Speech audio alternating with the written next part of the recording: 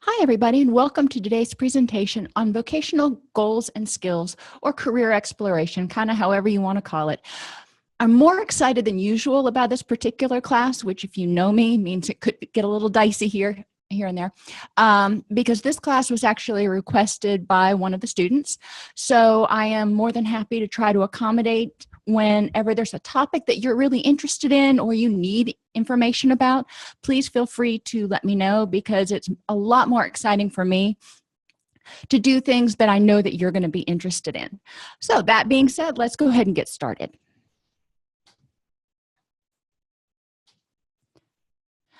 Over the next little bit, we're going to identify the purposes of vocational goals. When we are in graduate school, most of us had at least one course on career counseling and career exploration. I got my master's degree in vocational rehabilitation, so I had like way more than that. Obviously, that means that I am a proponent of vocational goals, but I really want to help people see that it's not as overwhelming as we may think. If I remember back to taking my NCE, there were tons and tons and tons of questions about, or it seemed like it, about theories of career placement and career exploration and things like that. And there were just so many different theories. What we're really going to do here is look at the purpose of vocational exploration and vocational goals for people and the practical application of that information. A lot less on the theory, a lot more on the practical tools. We'll learn ways to help people explore their vocational wants and needs. And there's a difference, especially for people in recovery. There are some very specific needs that they will probably have, in addition to the wants that, a lot of people have, like the ability for promotion, upward mobility, a fun place to work, yada, yada. We will learn about the CGOE online, the DOT online, which are abbreviations for what is now known as ONET, the Dictionary of Occupational Titles, the Guide for Occupational Exploration, and I have no idea what ONET stands for anymore. I assume it's occupational on the internet, but they have condensed basically the CGOE and DOT into a really fun website. I need to get out more, but I think it's fun. So we're going to actually take a look at that and see how we can help our clients explore what they need to. Then we'll define and explore the concept of functional assessment.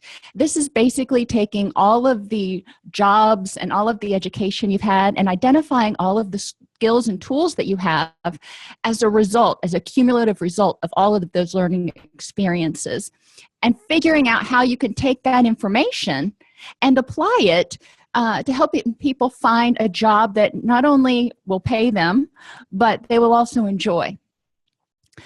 Then we're going to move on to reviewing skills related to finding, getting, and maintaining a job. For people in recovery, some of the most challenging aspects are actually putting yourself out there in a situation where you may experience rejection, because most people don't get every job they apply for, but also going through the interview process and answering some of those tricky questions, like, tell me about yourself. A lot of our clients have a sort of knee-jerk reaction to kind of default back into the therapy session and, well, I'm in recovery, first thing out of their mouth. I'm not saying they should keep that a secret, because, if they feel like they need to put that out there, then, more power to them. But we want to know what about the person makes them great for this job. So we're going to talk about ways to address some of those interview questions that may trip up people who have been in intensive treatment for 6 months or more. And then we're finally going to discuss job coaching. And while it's probably not something that you do, it's important to understand the function of job coaches and why they may be important to some of your clients who have either a long history of addiction and or severe and persistent mental illness. Jobs, why do we care? How does it impact recovery? Jobs provide structure. When somebody goes from intensive treatment to not intensive treatment, a lot of their time is freed up. Treatment has provided structure for them. Jobs will now fill that function, fill that void, and provide structure. This helps them get up in the morning at a reasonable hour. You know, I'm always harping on circadian rhythms and having to get up about the same time, go to bed about the same time-ish. A job will sort of force people into that situation where they have somewhere they have to be. They have to get out of bed before noon. It will fill time. You know, people who are in early recovery, whether it's from addiction or mental health, when they have time on their hands, they may not know what to do. They may not remember what they like to do. They may start falling back into old traps of negative thinking or craving, those sorts of things. Employment can help clients practice new interpersonal coping refusal skills in a semi-structured environment. And I say semi-structured because we are not taking people, for the most part, and putting them in a situation that we know is a therapeutic one. They're in a real-life situation, but in general, the jobs that our clients are going to be taking, we hope, put them in a situation that is relatively healthy and free of drug and alcohol. So those two things being said, when a client is in those situations, they're going to encounter people, and they're going to have to work on their new interpersonal skills, their communication skills, assertive communication, coping skills, not focusing on necessarily egocentrism, not having everything be about them, learning how to deal with things they don't like, because we all have those things at our job. And refusal skills. Sometimes people may invite you to go out for drinks at lunch, or may invite you to go out for drinks on Friday, or worse yet, they may invite you to sneak out behind the shed and smoke a joint. We want our clients to be able to practice refusal skills. Obviously, we don't want them to necessarily be in that situation. A safer situation for them than maybe if they're sitting around with all their buddies in their house. At work, they know there are significant negative consequences if they get caught. So it helps clients really start practicing these new skills that they're developing, and sharpen some of the skills that they had prior to coming to treatment. It reinforces the concepts of honesty, faith, trust, and hope. They have to be honest with themselves. Hopefully they're being on job. They're figuring out that if they do the next right thing, you know, they're going to keep their job. Sometimes bad things happen. Sometimes you get called into the boss's office. Sometimes things happen. I remember one of the first situations I had when I was a manager, and I made a boo-boo, and it was a pretty sizable one. And I went into my boss's office, and I'm like, you know, I had no idea what was going to happen. Maybe he was going to fire me. Maybe, you know, who knows? And I walked in, and I'm like, Richard, I screwed up. And I told him what happened, and he's like, okay, how are you going to fix it? Which is one of those situations where I went in there, I was honest, I did the right thing, and, you know, we were able to work through it instead of me trying to hide it, making the situation worse, in which case I probably would have gotten fired. So, concepts of honesty, trust in other people, that they're going to show up to work, that they're going to pay your paycheck, that they're going to uphold their end of the bargain.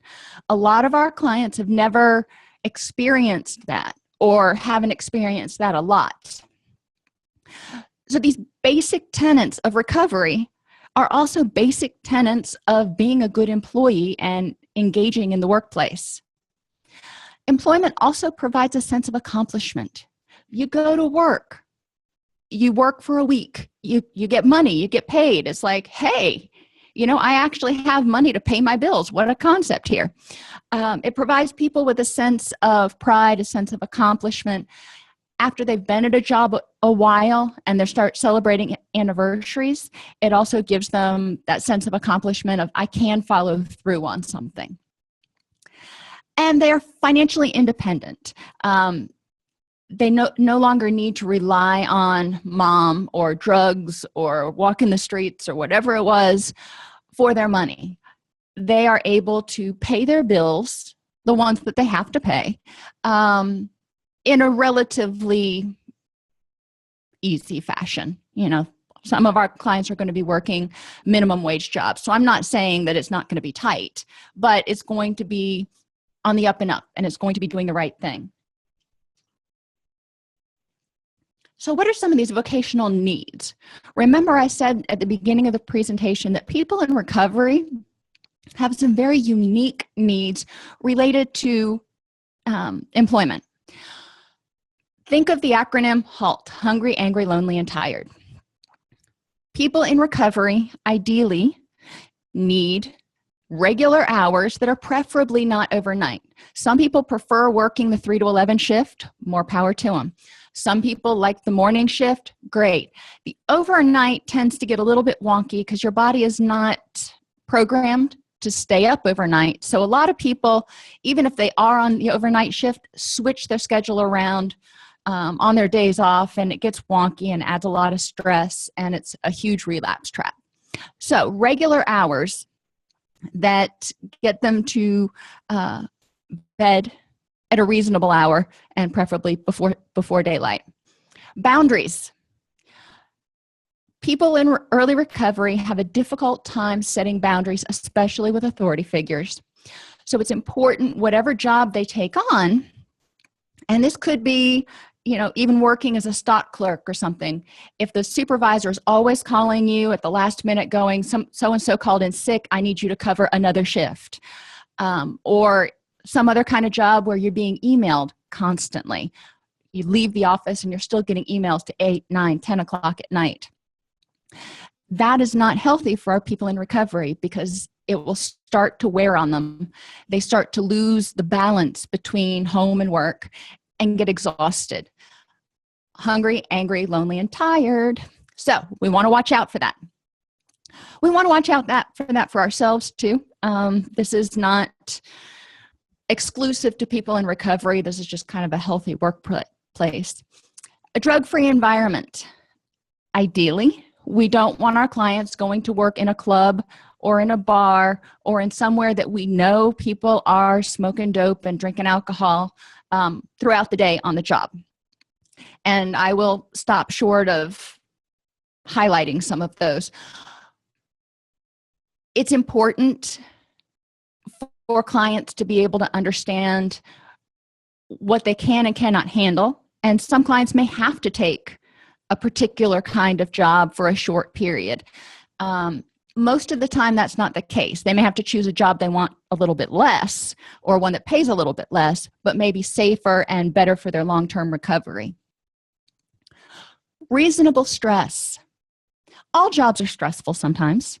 Sometimes it's good stress, sometimes it's bad stress, but it's stressful sometimes. Can't get around it. What we want to do is eliminate some of the unnecessary stress. If you are familiar with the MBTI or the Keirsey, or just general personality traits, extroverts versus introverts. Extroverts are going to be happier in a situation where they're around other people. They don't mind being interrupted. They draw energy from other people. They will do well in sales. They will do well as a cashier. They will do well in situations where they have to be, quote, on. That is exhausting for the introvert. The introvert prefers to have a cubicle that they can go and they can work uninterrupted, and then they can choose when they have their social time. The extrovert gets very exhausted if they don't have that social interaction. So it's important to ask people, what kind of environment do you like being in? Do you enjoy being around other people? I'm an extrovert, go figure. I need to be around other people. Even when I worked in the treatment facility, even when I was a mid or upper level manager, I would regularly do groups. I would regularly go walk the floors and talk to people. Not because I was spying or because I was keeping tabs on things, although, that was a great benefit. but it was also to satisfy my own need for social interaction, so I could see how people were doing, and we could communicate. And kind of the reason we got into this job was to help people start feeling better. So being able to get out there and draw energy from other people and get their enthusiasm. Structure versus spontaneous. This is the other dimension when we're talking about career exploration that I really encourage people to look at. When we're talking MBTI or Keirsey, we're talking judging versus perceiving. But basically, is the client someone who likes structure, that like knowing that at 8:15 they have a meeting, at 8:30 they get to start work, at 10 o'clock they have their coffee break? Is that the kind of structure they like? Do they like having the day be people? Or do they like things that are more spontaneous? Law enforcement is a perfect example.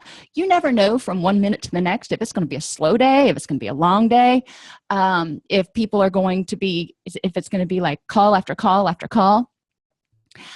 People who get into jobs like law enforcement tend to like the unpredictability of what's going on. So again, talking to them about what it is that they really enjoy. Sales can be another spontaneous extrovert activity. Thinking car sales, you don't know how long it's going to be kind of quiet on the lot, and you may have 3 customers come in, or you may have 23 customers come in, and each one of those people is different. So an extrovert who prefers spontaneous interactions is probably going to be just giddy as a pig in slop if they are able to interact with 23 people and try to figure out what makes them tick. Our clients generally know what they have done in the past, and getting them out of that box and going, but what do you enjoy? If you could create your own work environment, what would it look like? And they need to have an effective supervisor. This is challenging sometimes. And when I say effective, I don't mean the greatest supervisor ever, although that would be wonderful. I mean one who is at least minimally competent. We can deal with some of the hiccups. We can deal with some of the challenges in counseling as the person is adjusting to the job, and can deal with some of those issues as they come up. But the supervisor has to at least be there mentally and cognitively. So I'm not asking for a lot, but these are the big things for somebody in recovery. Wants. Now, the other thing is, when you take a job, what is it that you want out of it? Well, pay, for one. Sometimes people will be able to go into a high-wage, high-demand job from jump. Most of the time, that's not going to happen. So we need to help people understand, especially if they have long gaps or an inconsistent work history, they may have to start in an entry-level position and gain a foundation, kind of prove that they can show up and do the next right thing. It may not be the best pay, and it may not even be at a job that they want to be at forever. And that's the difference between a job and a career. A job is one that there's a time limit to it. You're willing to do it for a year, 18 months, 2 years, and then you're going to move on to something else. You don't see a future in that company or in that occupation. A career is one in which the person starts at some level, could be entry, could be higher, but sees opportunities for advancement and envisions staying at that place for a while. When we were in high school, most of us had jobs. I mean, we had summer jobs. It wasn't something that you figured you were going to go back and work there for the rest of your life. But it was something that you could put on your resume to show that you could show up, do what you were asked to do, play nice in the sandbox, and effectively communicate with others. Some people also want power. And especially taking a job in early recovery, power can be tempting, but it's also a lot of stress. So I caution people, even if they can step into a managerial position, maybe they were a manager before and they can go back to their old job, They need to be aware of the additional stress that's brought on them by having power, especially power over other people's jobs. So we talk about that. What is it that you want? What would make you happy in a job? Power can also be having a say, not necessarily managing other people, but having a say in your day-to-day duties or how things run. I come from several different organizations. Some were top-down leadership, some were bottom-up leadership. And the bottom-up leadership organizations seemed, from my perspective, to function a lot better because upper management was willing to listen to the input of line staff.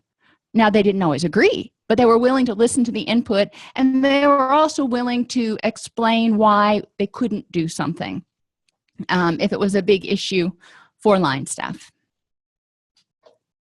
Okay, now we're going to get into the fun stuff, and I'm going to hope all my computer gadgets work.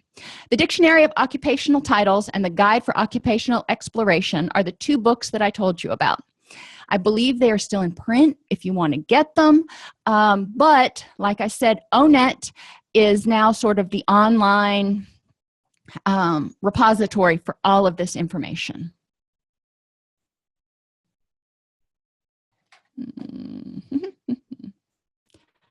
So let me see if that works. Woohoo, it worked. Okay, so this is ONET Online. And this gives you the ability to let your clients explore. They can go down here and find occupations. They can do an advanced search to explore occupation with skill sets similar to theirs. And they can do crosswalk searches. This is obviously the home page. It is one place that they can start. The interest profiler, and all these links are in your class.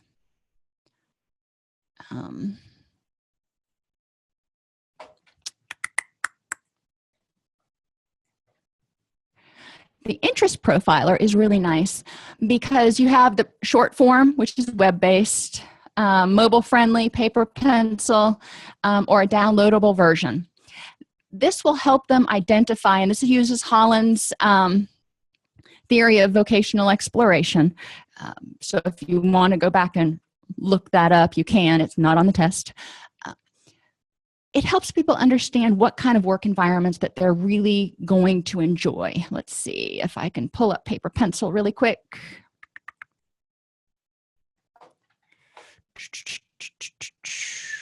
Okay, that's going to want me to register. You can open all of these and look at them. Let's see if I can look at short form online.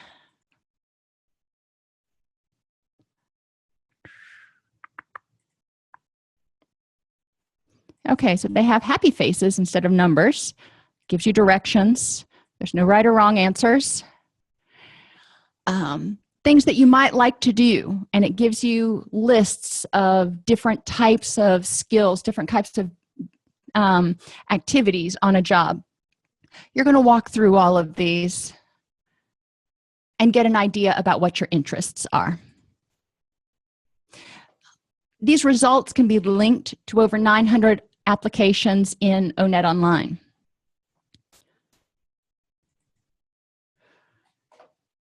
Now, our checklist, remember I talked about the functional assessment earlier. The functional assessment takes all the skills and tools that you've learned and combines them and says, okay, we have all this stuff that we can draw from for the next job that this person wants to take. What jobs might best utilize this person's skills? This checklist is basically the easy place, if you will, to find that information or to find a place to cohesively collect that information. But how do you identify those skills? Well, I'm glad you asked. I told you I'm way too excited about this class. So then you go to the crosswalk search. So you have find occupations, advanced search. You can do it by abilities, interests, knowledge, skills, work activities, work context, work styles, work values. If there's a particular thing that's important to one of our clients, I typically start there, but with the crosswalks, you can find out what skills you already have. So maybe you were a stalker, and I mean like at a store, not the criminal kind.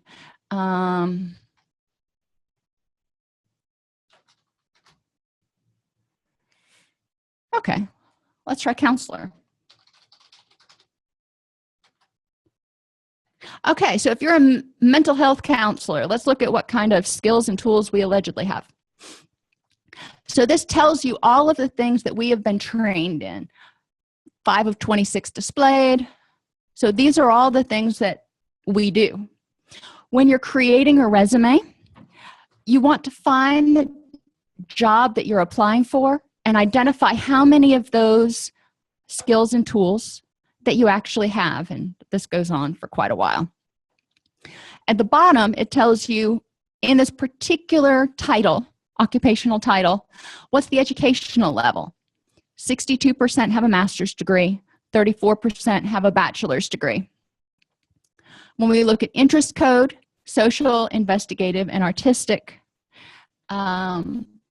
work styles, you have to have self-control and a concern for others, stress tolerance, and dependability. Some jobs require different work styles than that, but generally if you're going to be working with the public, you're going to have most of these characteristics.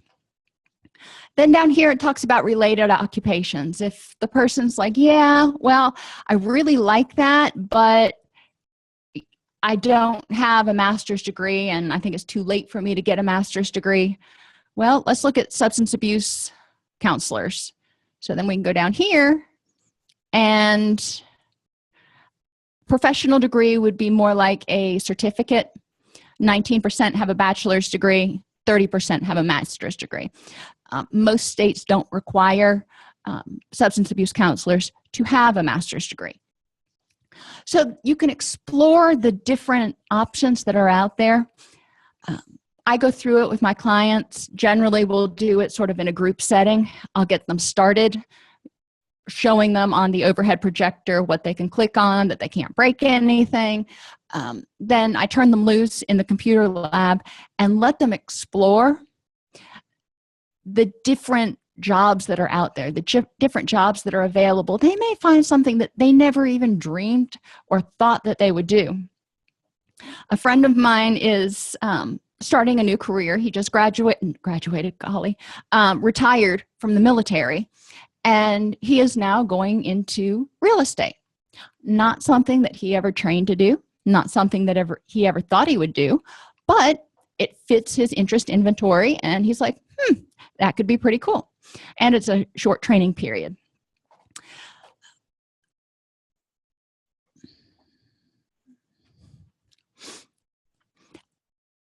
Taking some time, when you're not in the middle of this class, maybe when you're watching TV, you're on your iPad, this is a mobile-friendly site, just explore some of the different resources that are on here. You can also find out, Bright Outlook talks about new and emerging occupations, things that are projected to grow rapidly. So if you're working with someone who's a young person, maybe you're working in an adolescent facility, or with somebody who's, in their early 20s, they still have time to go back to college or get additional training. You can explore some of these things. Not saying that every job that's growing rapidly or that's a bright outlook is going to require a lot of training. Some of them don't. I know there's a huge demand right now still for cross-country truck drivers, and it pays really, really well, but you have to have those special skills and abilities. I could never see myself driving a semi-truck. I like my little compact. I get really, really nervous even driving the Jeep. So, that's just not something that's going to fit my interest profile. Plus, it's an introverted occupation. All right, so moving on. Now we need to help people create a resume. We want to use those skills and abilities identified from the ONET functional assessment. We want to go back and say, okay, this job requires these 15 skills. I've got these 12 skills out of those 15, so I'm going to highlight those on my resume. Remind people to keep their resume to 1 page. Once they get past 1 page, it starts getting overlooked. Once they get past 3 pages, it probably is going to not even make it to the recruiter's desk.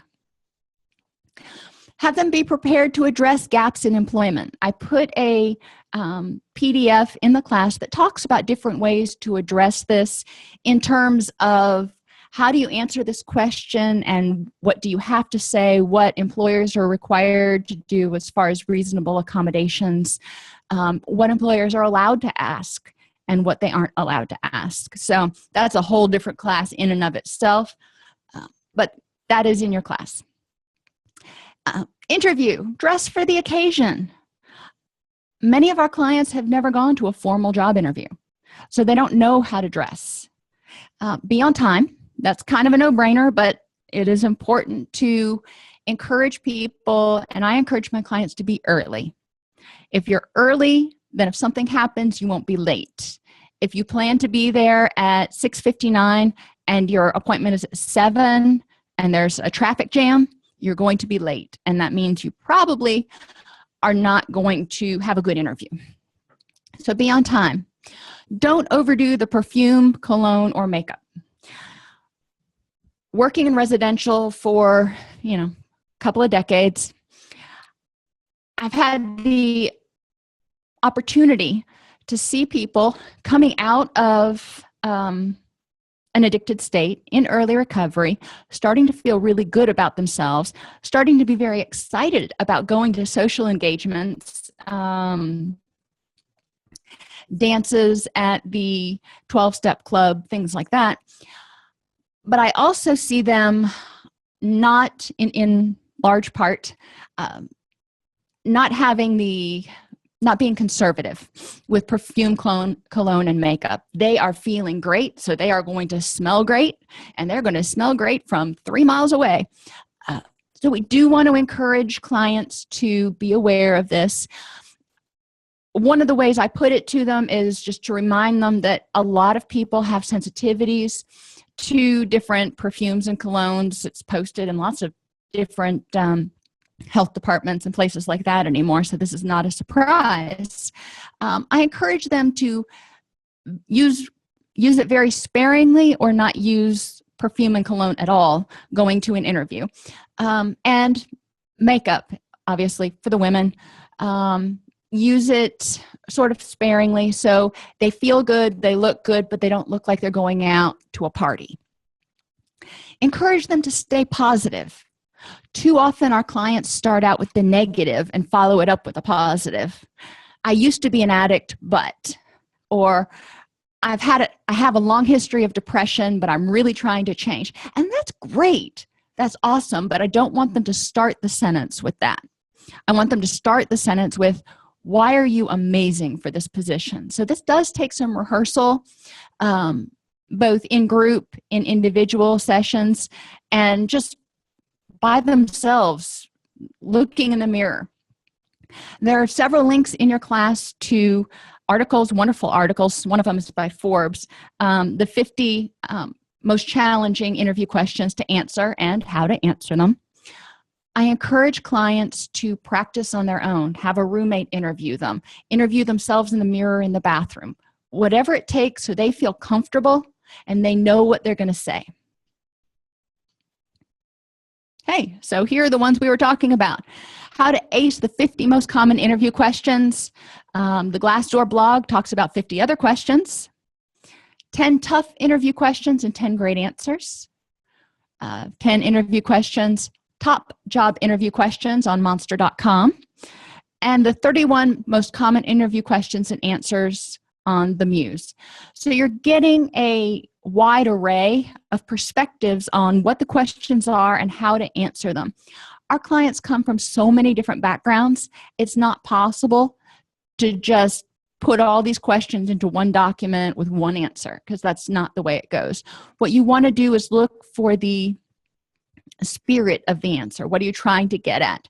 This can be a fun activity to do in group, do some mock job interviews, and see how it goes. maintaining the job, punctuality, make the tasks you hate manageable. Many of our clients, whether addiction or depression or anxiety, people with anxiety may get so worked up about having to do something that they kind of stop themselves. People with depression may just dread the task so much they procrastinate forever. Anxiety and procrastination also go along. And people with addiction may just not do the tasks. They may have to numb out in order to do the tasks. Either way, if your client has had a history of jumping from job to job because they just don't tolerate distress at the job well, this is a therapeutic issue. How do you tolerate the stuff that really sucks? There's going to be stuff. We had one of the places I worked once a month, we had an all-day meeting. It was all day long, and people got up one after the other and gave performance reports and things that, in my opinion, could have been much more efficiently and easily communicated in an email. I would have read it in an hour instead of sitting there for 8. But that aside, they fed us really, really well. So I looked forward to the lunch. I would bring charts that I had to review. I wasn't the only one bringing charts, so it wasn't obvious that, or it wasn't out of the norm for me to do that. Find something you can do while you're there to make the task manageable. I hated lecture classes when I was in college because I am not an auditory learner. Imagine that for a counselor. But I would bring paper with me, and while somebody was talking, I would take notes. And if they were saying stuff that I really didn't need to take notes on, I may make a grocery list. Is that what I need to be doing? Not necessarily.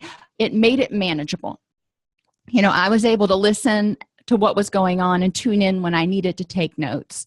But it was also a way I could keep my mind occupied so I didn't start, counting ceiling tiles. Help them find solutions. If there's something they don't like, encourage them to find solutions. My favorite supervisor would always say, you can come to me with any problem that you have, but you better bring with you a solution. It may not be one I like, but bring with you a solution so at least I know that you've thought about it. And then we can go from there.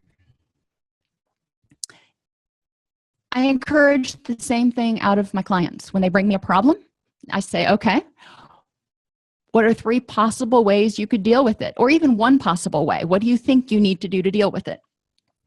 Ensure frequent rewards. Getting up and going to work, especially if it's a job you just don't absolutely love, is not necessarily the most fun thing in the world. So how can you make it rewarding? How can you make it enjoyable? And that's going to depend on the person. Review the benefits of your job regularly. And I don't mean like health insurance. I mean, why are you doing this job? What are you getting out of it? Encourage people to keep a list of all the good things about work. They like their office mate. They generally enjoy the work. It gives them something to do. It's helping them pay off their debts. It's whatever it is they're getting out of their job, have them keep a list going. So when they're having a bad day and they're like, this is just awful, they can review it and go, okay, I'm getting more out of it than it's taking out of me. So I just need to suck it up and get through the day. Encourage them to review their job expectations on a regular basis and identify areas for improvement. Every July, we would give people their job expectations, which is basically the unfilled out version of their performance appraisal that they would get at the end of the year. We would go through it. We would discuss the expectations, and then I would give a copy to them so they would have that copy to keep with them all year long to know what they were being assessed against.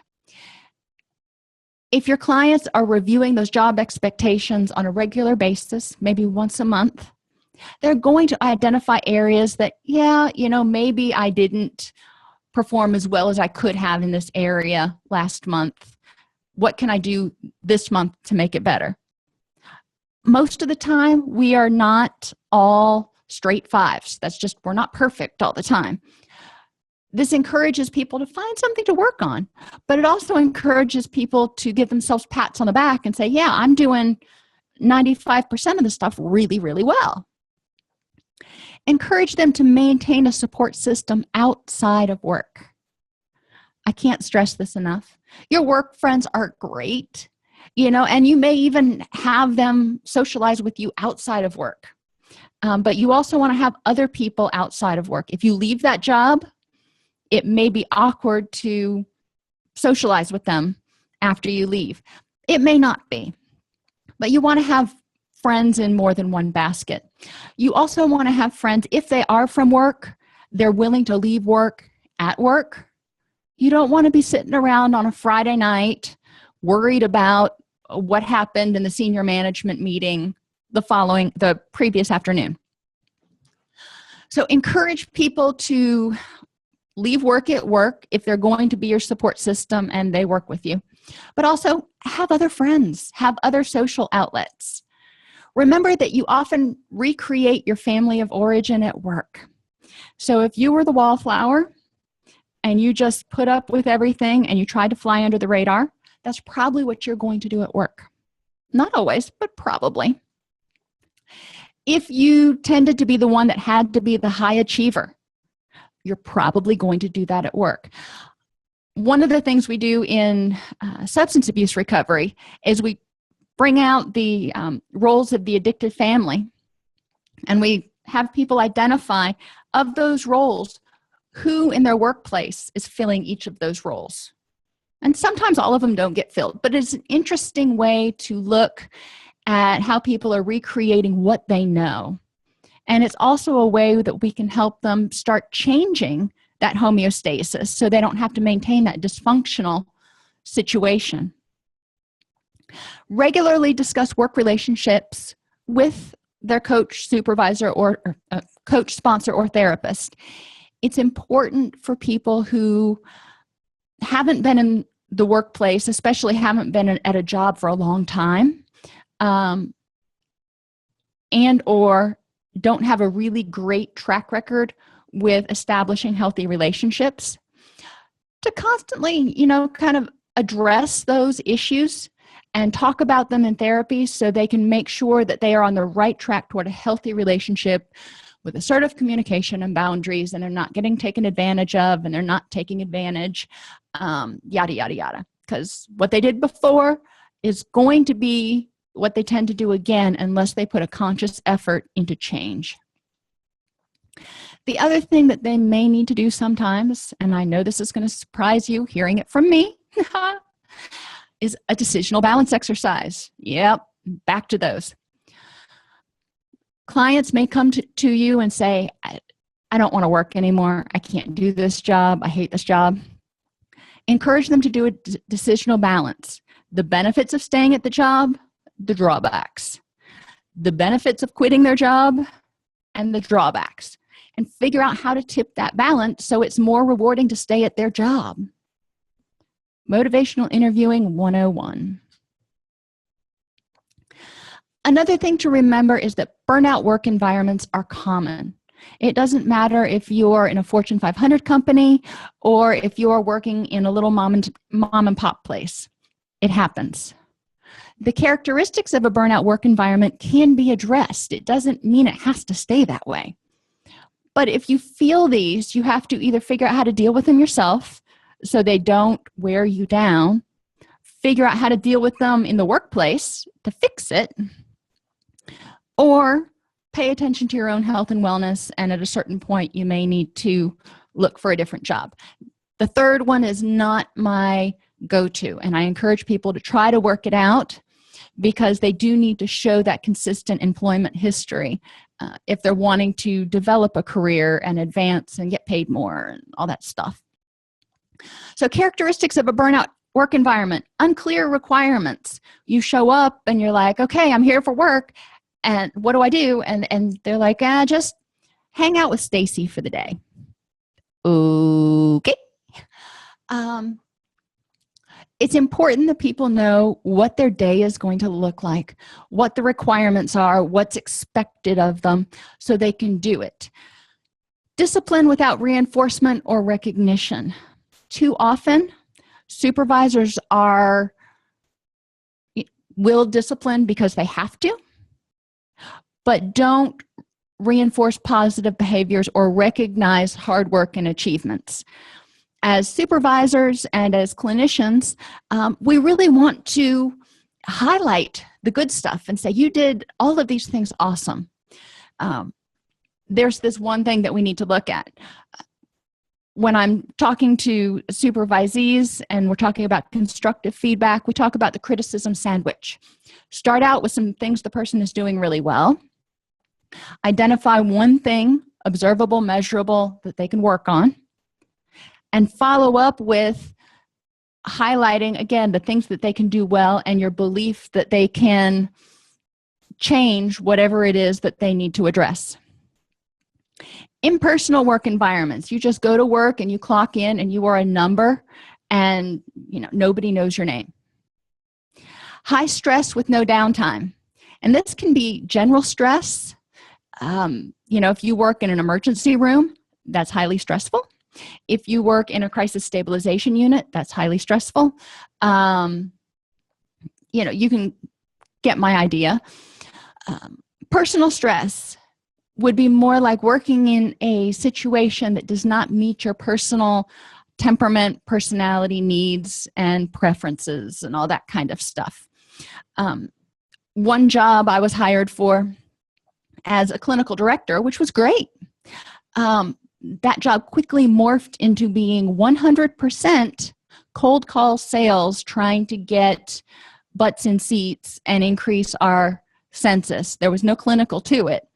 And that was so far out of my scope of training and my comfort zone. It was emotionally and cognitively exhausting to me. Stress with no downtime. That was my job all day, every day. Lack of personal control or no say in what happens. I talked earlier about that bottom-up leadership. If senior management is willing to at least hear suggestions, but they need to hear them, and then they also need to, here's a concept, identify that they heard and considered it.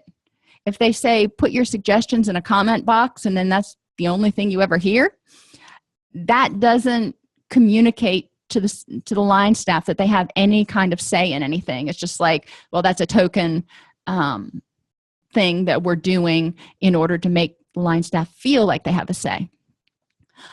Senior management needs to hear the suggestions or read the suggestions and respond. It doesn't have to be a long response, but if they respond, it makes a huge difference to the people who made the suggestion.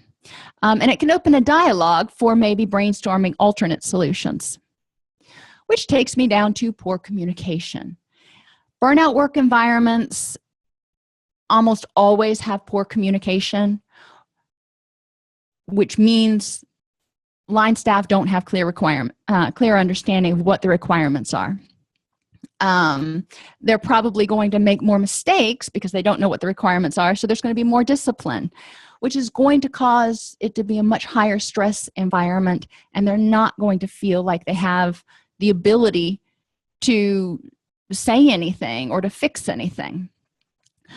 Why is this important to our clients? Because if we're taking somebody who is coming out, let's say coming out of hospitalization for clinical depression and a suicide attempt, and they've got their land legs, they're feeling good, they're getting ready to go out and get employment. I don't want them to go into a situation that is going to do nothing but stress them out and make them feel like they're failing every time they turn around. I want them to have successes. I want them to feel competent.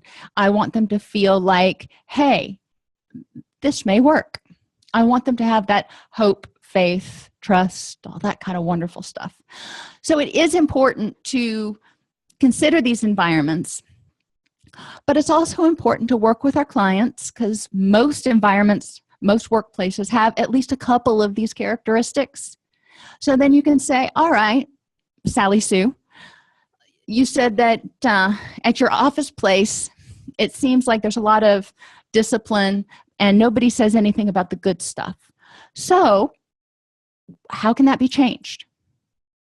It doesn't mean that you have to go to your supervisor and go, dude, you need to give us a little bit of recognition.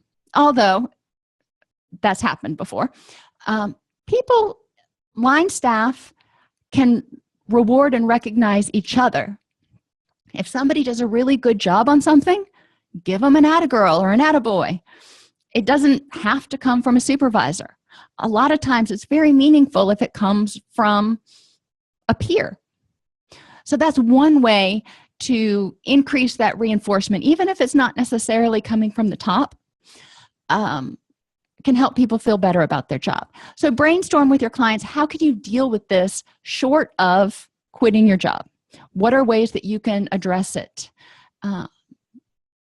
so you can enjoy life and it's not a drain on you? Related issues, money management. Many of our clients, especially those with addictions, have not had money and been able to hold on to money when they get it. So direct deposit is awesome. Co-signer on withdrawals larger than $50. This is something we used to do as a matter of course if there was a co-signer that someone could trust. So they couldn't withdraw $200, $500 and go spend it on crack or go gamble it away. No ATM cards and no debit cards. People need to be able to think before they purchase. If they have a credit card, a prepaid credit card can help them rebuild their credit, so that's awesome. And they need to learn budgeting because this new job and getting money every week or every 2 weeks can seem like Christmas. And they get $250 or $800 in their hand and they're like, wow, what can I buy with this? Not thinking that they still have to pay the rent, the car payment, the insurance, yada, yada. Budgeting is an essential skill to teach. Work addiction and compulsion. If somebody gets into a job, maybe they're having to start back at an entry level and they were middle management before they started having difficulties, whatever those difficulties were. And now they're getting back into it. They're feeling a sense of accomplishment and they start becoming obsessed. They're working all the time. They love work. They can't wait to get to work. I've been guilty of this when I take on new jobs, and I've had staff tell me, you know, Dr. Snipes, it's a marathon. It's not a sprint. Go home. So I can't say I am the best example of this all of the time, but I'm getting better. Encourage people to set long-term occupational goals. So the long-term goals you can refer to if somebody's working too much and they're not taking days off and they're working 16 hours a day, 6 days a week. You can go, your goal is this. Are you going to be able to reach that goal at this pace? Or are you going to burn out first?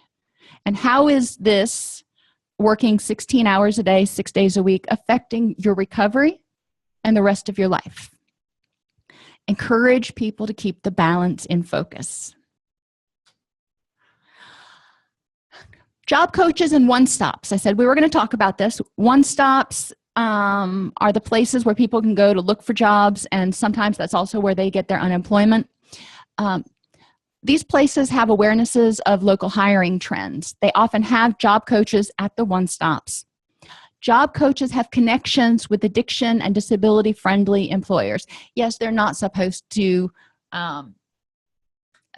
discriminate based on disability. Addiction is one of those out there that's kind of squirrely as to whether it's considered a disability or not. So it's important to understand which employers will hire people who have a history of addiction, who have a history of criminal acts, and or who have a history of mental health issues or severe and persistent mental illness. Job coaches and one-stops are also aware of other programs that are available. One is the federal bonding program. The federal bonding program will put out a bond to basically insure someone who has a felony charge on their record, and it ensures the employer. So if they hire this person with a felony conviction and the person with the felony conviction does the wrong thing, the employer is not going to be liable. They're going to be covered for, $250,000 or whatever the bond is. This bonding program has just done oodles and oodles of good, especially for people with addictions who have maybe a charge of possession of cocaine, which is a felony in most every state. Helps them get back into the workforce, get their life started over again. Now, it doesn't mean they're going to be able to necessarily work in certain sensitive occupations like law enforcement or with children. But it does mean the majority of jobs out there, they can get a bond that will protect the employer if the employer wants to give someone a chance who has a felony conviction. Finally, I told you there was going to be an article in your class about hiring people with a mental illness, so it addresses both the points that the potential employee needs to be aware of, and it also addresses the potential points that the employer needs to be aware of. And then I have a link to SAMHSA, the Substance Abuse and Mental Health Services Administration's Supported Employment Best Practices. Right now, it is currently out of print, but there's digital versions and you can download the PDF, so it's there. If you want to take a look at it, you can read it on your iPad, you can print it out, whatever you want to do. Employment provides a variety of benefits to the person in recovery, including improved self-esteem, structure, financial independence, positive social support, and a safer place to practice new skills. ONET provides an online resource to identify career skills and abilities and jobs that fit the person. We want to create a win-win situation. The employer gets a good employee, the employee gets a job or a career that is going to help them feel good about themselves and not add stress to their life. The first 6 months of employment often require significant support from a coach, sponsor, and/or therapist in order to help people maintain motivation.